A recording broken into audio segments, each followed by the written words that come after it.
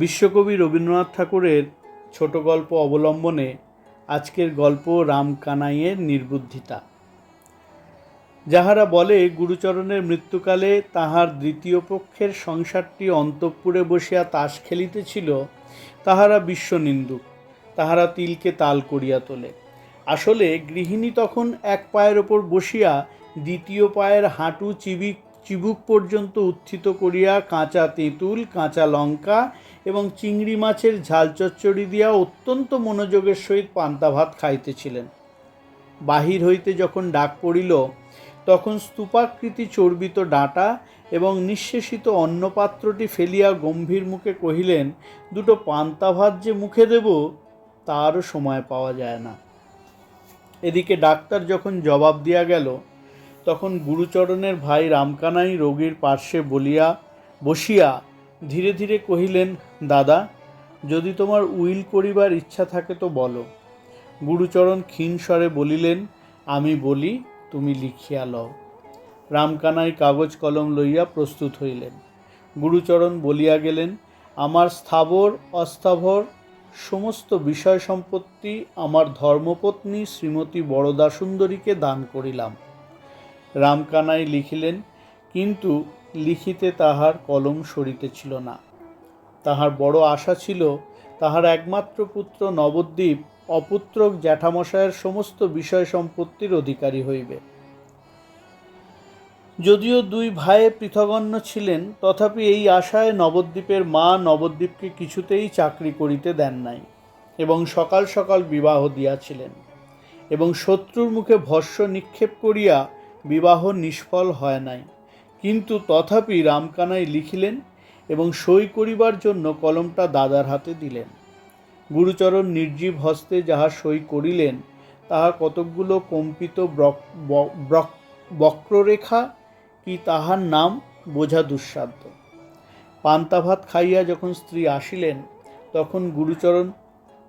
তখন গুরুচরণের বাকরোধ হইয়াছে দেখিয়া স্ত্রী কাঁদিতে লাগিলেন। যাহারা অনেক আশা করিয়া বিষয় হইতে বঞ্চিত হইয়াছে, তাহারা বলিল মায়া কান্না, কিন্তু সেটা বিশ্বাসযোগ্য নহে। উইলের বৃত্তান্ত শুনিয়া নবদ্বীপের মা ছুটিয়া আসিয়া বিষম গোল বাঁধাইয়া দিল। বলিল, মরণকালে বুদ্ধি নাশ হয়, এমন সোনাচ্চাঁদ ভাইপো থাকিতে। রামকানাই যদিও স্ত্রীকে অত্যন্ত শ্রদ্ধা করিতেন, এত অধিক যে তাহাকে ভাষান্তরে বলা যেতে পারে না, কিন্তু তিনি থাকিতে পারিলেন না। ছুটিয়া আসিয়া বলিলেন, মেজ বউ, তোমার তো বুদ্ধিনাশের সময় হয় নাই, তবে তোমার এমন ব্যবহার কেন? দাদা গেলেন, এখন আমি তো রহিয়া গেলাম। তোমার যা কিছু বক্তব্য আছে অবসর মতো আমাকে বলিও, এখন ঠিক সময় নয়। নবদ্বীপ সংবাদ পাইয়া যখন আসিল, তখন তাহার জ্যাঠামশায়ের কাল হইয়াছে। নবদ্বীপ মৃত ব্যক্তিকে শাসাইয়া কহিল, দেখিব মুখাগ্নি কে করে, এবং শ্রাদ্ধ শান্তি যদি করি তো আমার নাম নবদ্বীপ নয়। গুরুচরণ লোকটা কিছুই মানিত না। সে ডব সাহেবের ছাত্র ছিল। শাস্ত্রমতে যেটা সর্বাপেক্ষা অখাদ্য, সেইটাতে তার বিশেষ পরিতৃপ্তি ছিল। লোকে যদি তাহাকে খ্রিস্টান বলিত, সে জিভ কাটিয়া বলিত, রাম, আমি যদি খ্রিস্টান হই তো গোমাংস খাই। জীবিত অবস্থায় যাহার এই দশা, সদ্য মৃত অবস্থায় সে যে পিণ্ডনাশ আশঙ্কায় কিছুমাত্র বিচলিত হইবে এমন সম্ভাবনা নাই। কিন্তু উপস্থিত মতো ইহা ছাড়া আর কোনো প্রতিশোধের পথ ছিল না। নবদ্বীপ একটা সান্ত্বনা পাইল যে লোকটা পরকালে গিয়া মরিয়া থাকিবে। যতদিন ইহলোকে থাকা যায় জ্যাঠামশায়ের বিষয় না পাইলেও কোনো ক্রমে পেট চলিয়া যায়, কিন্তু জ্যাঠামশায় যে লোকে গেলেন, সেখানে ভিক্ষা করিয়াও পিণ্ড মেলে না। বাঁচিয়া থাকিবার অনেক সুবিধা আছে। রামকানাই বরদা সুন্দরীর নিকট গিয়া বলিলেন, বউ ঠাকুরানী, দাদা তোমাকেই সমস্ত বিষয় দিয়া গিয়াছেন। এই তাহার উইল, লোহার সিন্ধুকে যত্নপূর্বক রাখিয়া দিও। বিধবা তখন মুখে মুখে দীর্ঘ পদ রচনা করিয়া উচ্চৈঃস্বরে বিলাপ করিতেছিলেন। দুই চারিজন দাসীও তাহার সহিত স্বর মিলাইয়া মধ্যে মধ্যে দুই চারিটি নতুন শব্দ যোজনাপূর্বক শোকসঙ্গীতে সমস্ত পল্লীর তন্দ্রা দূর করিতেছিল। মাঝে হইতেই কাগজখণ্ড আসিয়া এক প্রকার লয়ভঙ্গ হইয়া গেল এবং ভাবেরও পূর্বাপর যোগ রইল না। ব্যাপারটা নিম্নলিখিত মতো অসংলগ্ন আকার ধারণ করিল। ওগো আমার কি সর্বনাশ হলো গো, কি সর্বনাশ হলো। আচ্ছা ঠাকুরপো, লেখাটা কার? তোমার বুঝি? ওগো তেমন যত্ন করে আমাকে কে আর দেখবে? আমার দিকে কে মুখ তুলে চাইবে গো? তোরা একটুকু থাম, মেলা চেঁচাস নে, কথাটা শুনতে দে। ওগো আমি কেন আগে গেলুম না গো, আমি কেন বেঁচে রইলুম? রামকানাই মনে মনে নিঃশ্বাস ফেলিয়া বলিলেন, সে আমাদের কপালের দোষ। বাড়ি ফিরিয়া গিয়া নবদ্বীপের মা রামকানাইকে লইয়া পড়িলেন। বোঝাই গাড়ি সমেত খাদের মধ্যে পড়িয়া হতভাগ্য বলদ গাড়োয়ানের সহস্র গুঁতো খাইয়াও অনেকক্ষণ যেমন নিরুপায় নিশ্চলভাবে দাঁড়াইয়া থাকে, রামকানাই তেমনি অনেকক্ষণ চুপ করিয়া সহ্য করিলেন। অবশেষে কাতর স্বরে কহিলেন, আমার অপরাধ কি?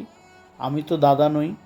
নবদ্বীপের মা ফোঁস করিয়া উঠিয়া বলিলেন, না, তুমি বড় ভালো মানুষ, তুমি কিছু বোঝো না। দাদা বললেন লেখো, ভাই অমনি লিখে গেলেন। তোমরা সবাই সমান, তুমিও সময়কালে ওই কীর্তি করবে বলে বসে আছো। আমি মলেই কোন পোড়ামুখী ডাইনিকে ঘরে আনবে, আর আমার সোনার চাঁদ নবদ্বীপকে পাথারে ভাসিবে। কিন্তু সেজন্য ভেবো না আমি শিগগির মরছি নে। এই রূপে রামকানাইয়ের ভাবী অত্যাচার আলোচনা করিয়া গৃহিণী উত্তরোত্তর অধিকতর অসহিষ্ণু হইয়া উঠিতে লাগিলেন। রামকানাই নিশ্চয়ই জানিতেন, যদি এই সকল উৎকট কাল্পনিক আশঙ্কা নিবারণ উদ্দেশ্যে ইহার তিলমাত্র প্রতিবাদ করেন তবে হিতে বিপরীত হইবে। এই ভয়ে অপরাধীর মতো চুপ করিয়া রহিলেন, যেন কাজটা করিয়া ফেলিয়াছেন, যেন তিনি সোনার নবদ্বীপকে বিষয় হইতে বঞ্চিত করিয়া তাহার ভাবী দ্বিতীয় পক্ষকে সমস্ত লিখিয়া দিয়া মরিয়া বসিয়াছেন। এখন অপরাধ স্বীকার না করিয়া কোনো গতি নাই। ইতিমধ্যে নবদ্বীপ তাহার বুদ্ধিমান বন্ধুদের সহিত অনেক পরামর্শ করিয়া মাকে আসিয়া বলিল, কোনো ভাবনা নাই, এ বিষয় আমিই পাইব। কিছুদিনের মতো বাবাকে এখান থেকে স্থানান্তরিত করা চাই, তিনি থাকিলে সমস্ত ভণ্ডুল হইয়া যাইবে। নবদ্বীপের বাবার বুদ্ধিশুদ্ধির প্রতি নবদ্বীপের মার কিছুমাত্র শ্রদ্ধা ছিল না, সুতরাং কথাটা তারও যুক্তিযুক্ত মনে হইল। অবশেষে মার তাড়নায় এই নিতান্ত অনাবশ্যক নির্বোধ কর্মনাশা বাবা একটা যেমন তেমন ছল করিয়া কিছুদিনের মতো কাশীতে গিয়া আশ্রয় লইলেন। অল্পদিনের মধ্যে বরদা সুন্দরী এবং নবদ্বীপচন্দ্র পরস্পরের নামে উইল জালের অভিযোগ করিয়া আদালতে গিয়া উপস্থিত হইল। নবদ্বীপ তাহার নিজের নামে যে উইলখানি বাহির করিয়াছে তাহার নামসই দেখিলে গুরুচরণের হস্তাক্ষর স্পষ্ট প্রমাণ হয়। উইলের দু একজন নিঃস্বার্থ সাক্ষীও পাওয়া গিয়াছে। বরদা সুন্দরীর পক্ষে নবদ্বীপের বাপ একমাত্র সাক্ষী, এবং সহি কারো বুঝিবার সাধ্য নাই।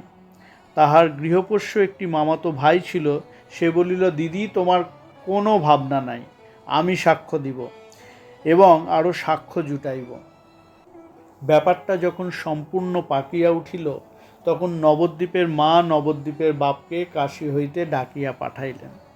অনুগত ভদ্রলোকটি ব্যাগ ও ছাতা হাতে যথাসময়ে আসিয়া উপস্থিত হইলেন, এমনকি কিঞ্চিত রসালাপ করিয়াও চেষ্টা করিলেন।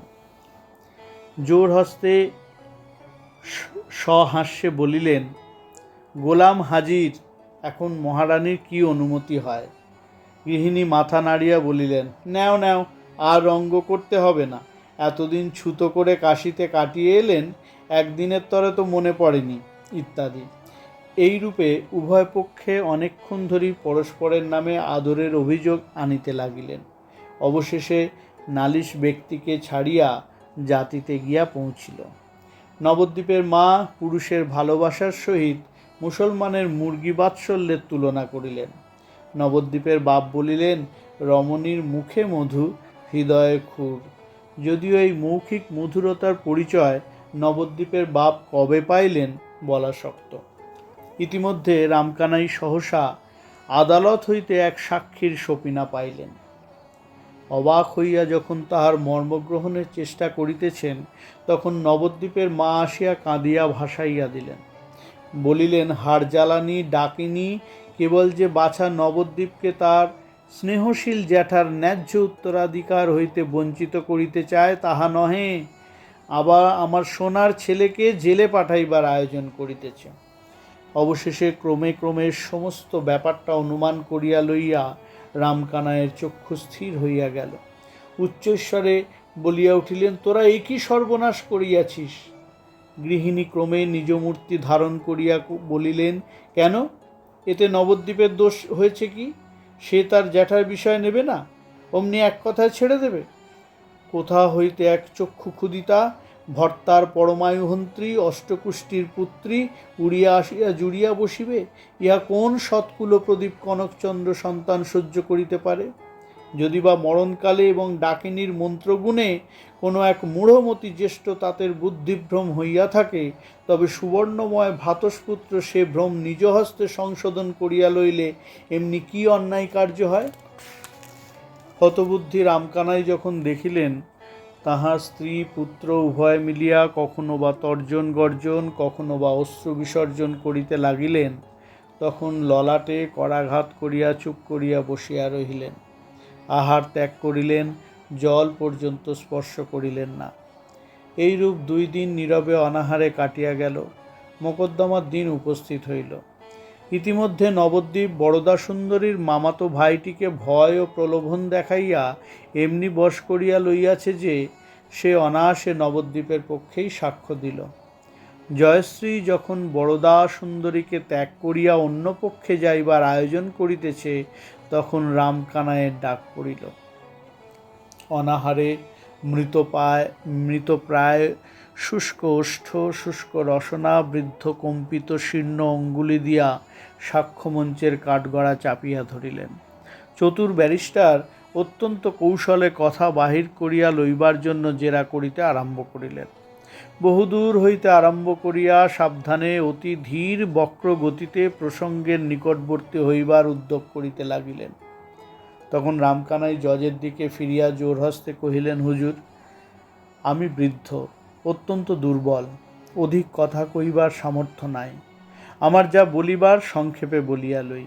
আমার দাদা স্বর্গীয় গুরুচরণ চক্রবর্তী মৃত্যুকালে সমস্ত বিষয় সম্পত্তি তাহার পত্নী শ্রীমতী বরদা সুন্দরীকে উইল করিয়া দিয়া যান। সে উইল আমি নিজ হস্তে লিখিয়াছি এবং দাদা নিজ হস্তে স্বাক্ষর করিয়াছেন। আমার পুত্র নবদ্বীপচন্দ্র যে উইল দাখিল করিয়াছেন তাহা মিথ্যা। এই বলিয়া রামকানাই কাঁপিতে কাঁপিতে মূর্ছিত হইয়া পড়িলেন। চতুর ব্যারিস্টার সকৌতুকে পার্শ্ববর্তী অ্যাটর্নিকে বলিলেন, বাই জোব, লোকটিকে কেমন ঠেসে ধরেছিলুম।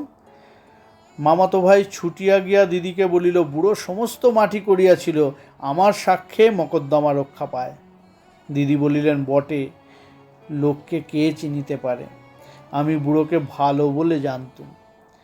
কারাবরুদ্ধ নবদ্বীপের বুদ্ধিমান বন্ধুরা অনেক ভাবিয়া স্থির করিল, নিশ্চয়ই বৃদ্ধ ভয়ে এই কাজ করিয়া ফেলিয়াছে।